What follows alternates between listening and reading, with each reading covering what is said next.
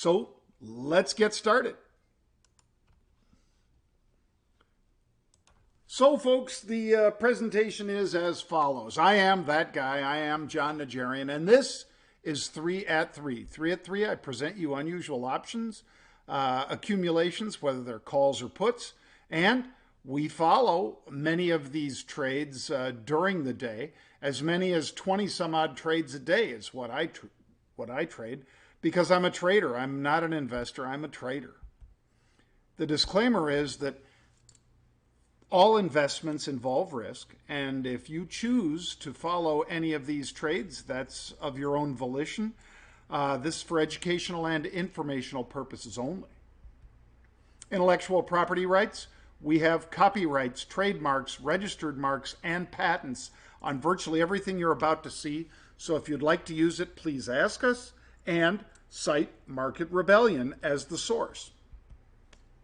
So here is the CBOE's volatility index, also known as the VIX.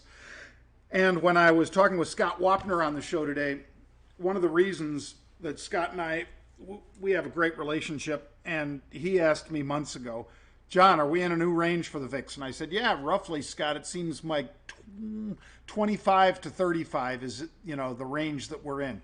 Outside of that range, I'm an aggressive seller of vol. On the upper end, I'm an aggressive seller of vol. On the lower end, I'm a buyer of vol. And when we get those opportunities, folks, on the upper end, that's when the panic's hitting. That's when I'm the buyer of stock, not the buyer of options necessarily. I'm the buyer of stock and the seller of options.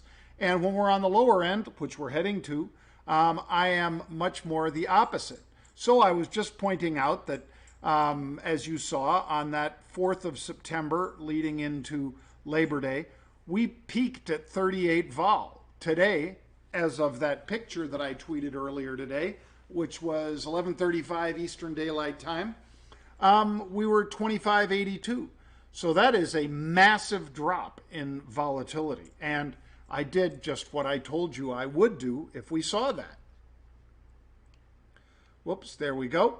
If you'd like to learn more about how we do set up trades in options, spreads, and so forth, if you'd like to learn more about trading volatility, trading time decay, trading in general for stocks, options, futures, and cryptocurrencies, well, you know where to go.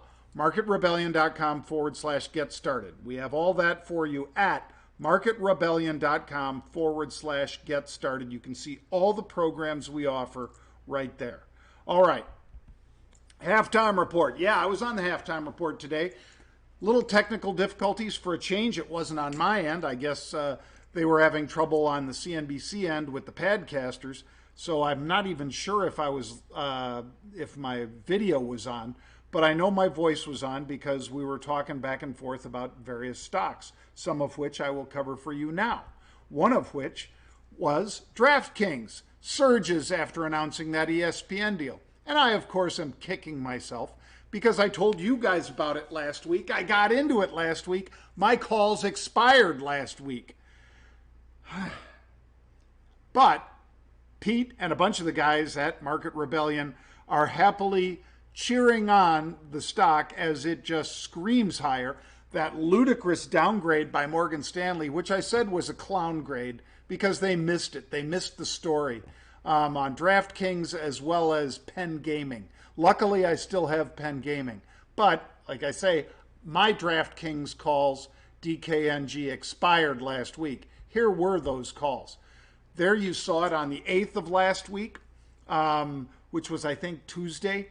The 8th, stock was $37, $37.67. They were buying SEP 40s. Those calls expire this coming Friday. Then you see them also the next day buying September 41.50 calls. The stock had already moved higher by about $1.40. And those calls, they bought 11,000 of them. They're even more bulled up, if you will. So, ludicrously, I wasn't in those this week. Anyway, you can't hit them all, folks. This is what it did just as of a few minutes ago, like 15 minutes ago. It was 48.23, not 37, 48, $11 higher, folks. So if you had 1,000 shares, you made $11,000. 1,000 shares, $11, 11,000. We can all do that. But how much do you think the right to buy it at 41.50 is worth when the stock's 48? Well, you know what it is worth.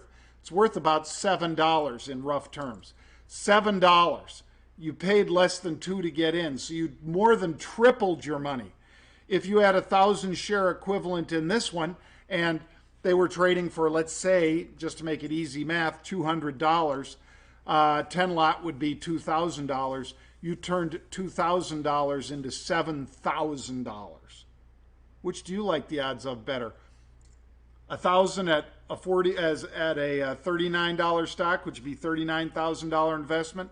You turn it into $48,000, or the $2,000 option that you turn into $7,000. I think I know which way most of you would go. Bang! Some fresh meat right now, baby. Boeing. Bullish call buying in Boeing. Stock's 160. This is just 224. Not long ago at all. Eastern time, 224. Well, let's call it 40 some odd minutes ago. They buy the Nov 60 calls. Pay $16. So first of all, let's break that down. $16 is an expensive option, right? We all can kind of see that. Since you move 2 zeros onto this, every option is $1,675. Every one lot option. So a 10 lot would be $16,000 to control that stock. Now, how much would it cost you to control a $160 stock to buy 1,000 shares? $160,000. If you bought it 2-to-1 margin, it would cost you $80,000. $16,000 sounds pretty good, doesn't it? And the calls give you the right to buy it at 160 until the third Friday in November. So which one do you like the use of your capital better? Which one do you like the controlling of risk better? Options, of course. Now, how's that one working out? Well, it was 160.09 at 224 Eastern. Here we are at what, 305, 306 Eastern? They're 164. So we're coming up on 1 hour from when we saw the unusual activity, and the calls are up $4. How about that? Bang. Boeing. Watch that one. Dogs are loving it. Dexter, time for your walk. Mac, go for your walk, Mac. They're all barking like crazy. They love to go on their walks. All right, let's get to the second of our 3 at 3. Snap. Snap. So, bullish call buying. With the stock at 23.71, they bought 8,000 of the next week expiration, not this week, next week expiration, September 23.50 calls. So a call that's approximately 20 cents in the money. They want an in the money call in Snap, and that's with the stock right here, 23.71. Interesting. Then take a look at all these other strike prices that they bought. They bought the 24 strike calls, 33,000. You see there on the far right under total, 33,000 of those. Check out the 2350s, up to 18,000 now. Check out the 25s, 13,000. These are all big numbers, folks. That 33,000 represents 3.3 million share equivalent. The 18,000, 1.8 million share equivalent. The 25s, 13,000, which is 1.3 million share equivalent. You get the idea. Somebody thinks something big could happen in Snap. Now, is it that maybe Oracle gets blocked on this attempt to take and do some sort of a joint venture with TikTok? Maybe. Maybe it's just something else that they're about to announce. We don't know, do we? So we depend on that unusual activity to draw us into this name. It has done that in spades, and I am in Snap, which we also talked about last week. All right, let's get to the next one. By the way, here's the graph of Snap. Basically right around there, right around 24. Looking to hopefully make that surge through 25 and higher. Third of our 3 at 3, Xalta. Why? Well, it's a coatings company. All kinds of coatings for insulation or anything else.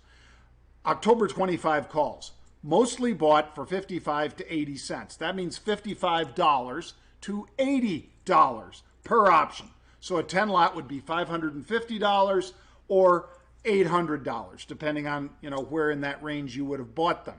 I own these calls, the October 25s. I also own a lower strike, and I've sold a higher strike because that's what I like to do generally. Is I like to put on a call spread, especially with relatively fast decaying options. Any option, folks, within the final 60 days is a rapidly decaying option. An option within 1 month is really fast. An option that's 1 week away is like bang, like that. It's really, really fast. So you want to be careful. It's deep end of the pool. This isn't quite as deep because you at least have a full 4-week cycle before these expire. But they're buying the 25 calls. A 10 lot of them, like I say, would cost you $550. I bought 100 of these, so that was more like $7,500 because I bought for $75 a piece. A 10 lot would be $750. 100 lot is $7,500. You get how the math works. All right. Turns out they traded a lot of these. They traded 28,000, not 7,600. Once they saw, and once I talked about it on halftime, people went running for this thing and traded 28,000. Thank you. It drove the stock higher as well. Now, we were able to take some profits. That's one thing that we do. Full disclosure, folks, as you probably know, I have disclosures that I give to CNBC every day that I'm on there. Every day that I'm on, they want to know every stock that I'm long or short, or every option that I'm long or short. And under the terms of my contract, same as everybody else's contract, I believe, we have to sign those disclosure documents and say, here's what I own prior to the show. If I buy it during the show, I say it during the show because I do trade during the show. So when we have an option that moves this dramatically, it is not uncommon for me to take profits during that time. As you've seen, they don't always go straight up when we talk about them. Sometimes it moves over a course of days, like DraftKings last week, the 8th on Tuesday, or the 9th on Wednesday. When we see those, that's great, but the dramatic, they made a nice move. They moved to 40 and 41 last week from 37 and 38 in the case of DraftKings. But today, they popped $6.50 and go through 48. So I'm just saying, be aware that these things, sometimes they pop a little, then they, sift around and they wait. They sit around for a bit. You've got time with this one. But on pops, what I would do is sell calls. What I did was I sold calls against the calls that I was long in this one, Xalta, coatings maker. So, as you see here, stock popped through 25, made that nice move. It's still holding on to about a 4% gain on the day. And look at that graph from September 8th, when the stock was basically 22.30 on up as it moves through here today. And again, which ones are they buying? The October 25 calls. Just be aware of that. Bang. Folks, we've got the Raja of Retail. A Raja is Indian royalty. They have Maharajas and they have Rajas.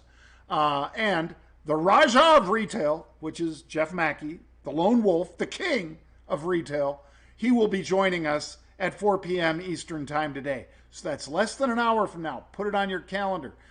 You want to join us live? It's free, completely free. There is no credit card taken or anything like that. You can join us and get Jeff's insights for free in less than half an hour, but you got to sign up at marketrebellion.com. Do it. Sign up at marketrebellion.com. You know you want to hear what Jeff's outlook is, and I'm going to be asking him about Capri, the stock that I talked about last week on halftime. I'm also going to be talking to him about other luxury goods retailers like Tapestry, another stock that I talked about and that we profited from on those big pops last week. Is there more gas left in the tank in Lululemon? Join Jeff and see. Thank you, folks. Pleasure to be with you here, as always. I hope you have a great day, and I'll see you back here with Jeff Mackey on Market Rebellion Television. Bam!